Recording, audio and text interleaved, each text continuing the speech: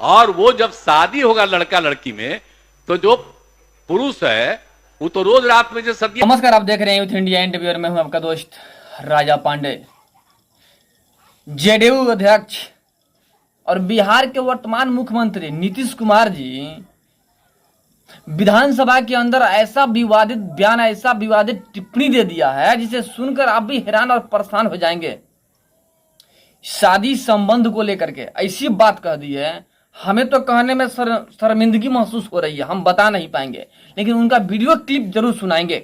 आइए पहले video clip सुनिए, फिर उसके बाद आपसे हम बात करते हैं। सुनिए, जो नीतीश कुमार जी हैं, जो बिहार के मुख्यमंत्री हैं, उनके मुख से ऐसा विवादित बयान जिसको लेकर के पूरा का पूरा तहलका मचा हुआ है।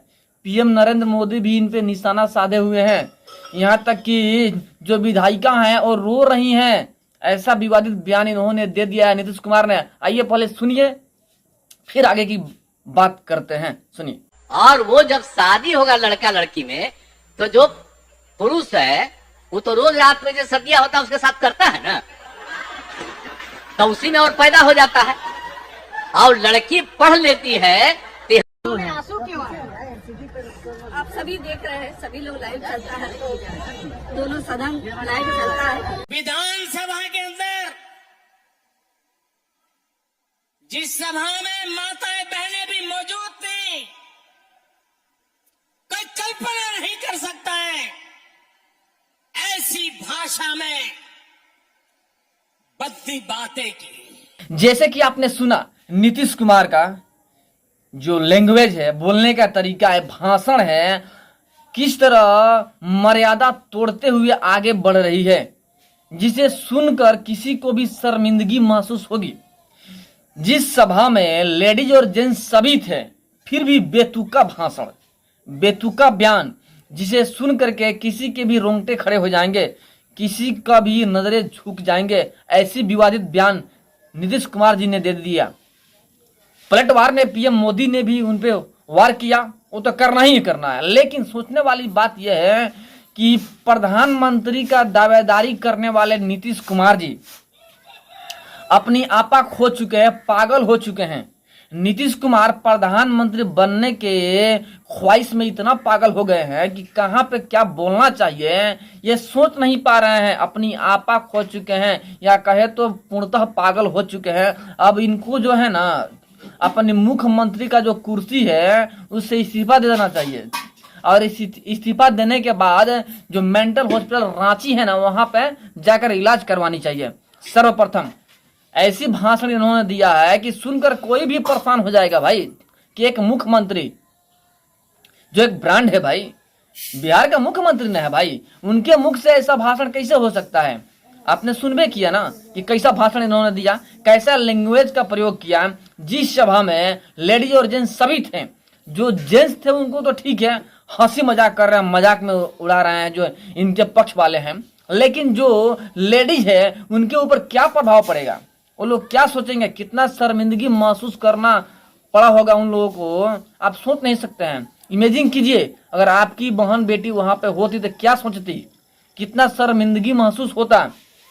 लेकिन नीतीश कुमार जी को इससे क्या मतलब है? इनको सिर्फ और सिर्फ मतलब है अपनी कुर्सी से। कुर्सी के नशे में इतने मदमस्त हो गए हैं कि क्या बोलना है, कब बोलना है, कहाँ बोलना है, इस सोचने की जो शक्ति होती है ना, इनको है ही नहीं, यानी कि खत्म हो चुका है, पगला गए हैं। इसलिए हम बार बार कह रहे हैं कि नीतीश कुमार को अब अपनी कुर्सी से इस्तीफा दे देनी चाहिए, यानी सीएम की जो कुर्सी है छोड़ देनी चाहिए। 25 से पहले ही, अभी ही छोड़ देनी चाहिए, और इनको रांची जाके पहले इलाज करवानी चाहिए। रांची जाएंगे, इलाज होगा, फिर इनको था चलेगा ना कि कहां पे क्या बोलना चाहिए। मुख्यमंत्री हैं, पूरे बिहार के मुख्यमंत्री हैं भाई।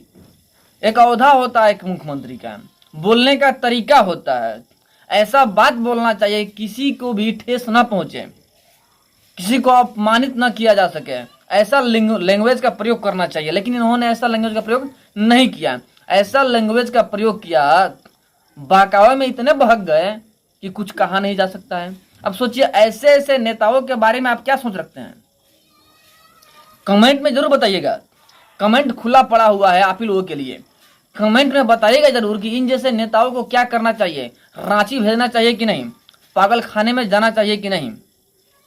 बेतुका बयान, एक तो मुंगेरी लाल वाला सपना रखते हैं, प्रधानमंत्री बनने के बारे में सोचते हैं, इसमें बेतुका बयान देते हैं।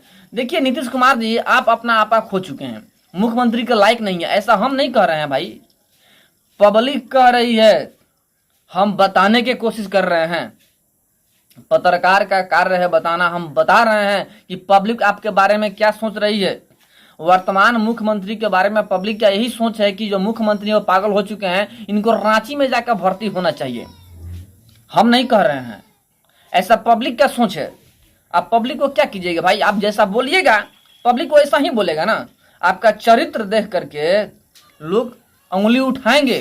पीएम नरेंद्र मोदी भी निशाना साधा इन पे साधेंगे। देखिए पीएम बनने के लिए एक पैसेंस होना चाहिए, एक रुतबा होनी चाहिए, बोलने की चलने की चाल ढाल सब अलग होनी चाहिए, तब ही ना आप पीएम बन सकते हैं।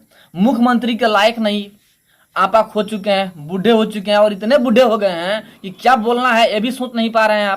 आपके पास समझ है ही नहीं, तो फिर आप प्रधानमंत्री कैसे बन सकते हैं? कैसे आप सोच सकते हैं कि हम पूरे भारत का प्रधानमंत्री बन जाए?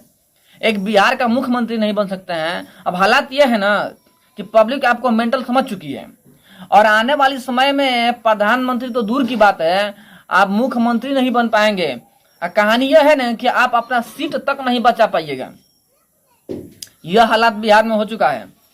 एक तरफ गुंडा राज चरम सीमा पार कर रहा है, कहीं पुलिस को दौड़ा दौड़ा के पीटा जाता है थाने के पास में, कहीं बिजली के लिए कोई आवाज उठाता है तो उसे गोली मार दिया जाता है, कहीं शिक्षक बहाली के लिए पटना में प्रदर्शन करते हैं शांतिपूर्ण तरीका से तो वहां पे मार दिया जाता है दौड़ा दौड़ा करके। शिक्षा के बहाली में भी घापालाबाजी होता है। यानी कि पूर्णतः देखिए बिहार की राजनीति करप्ट से भरपूर है, चारों तरफ करप्शन ही करप्शन है। लेकिन करप्शन के जो खिलाफ बोलेगा उसके ऊपर कार्रवाई होगा। लेकिन इन्होंने जो लैंग्वेज का प्रयोग किया है, इनके ऊपर कार्रवाई होनी चाहिए, नीतीश कुमार के ऊपर कार्रवाई होनी चाहिए ना। सार्वजनिक बात सार्वजनिक जगह पर होनी चाहिए, लेकिन जो सार्वजनिक बात नहीं है सार्वजनिक जगह पर नहीं हो सकता है ना।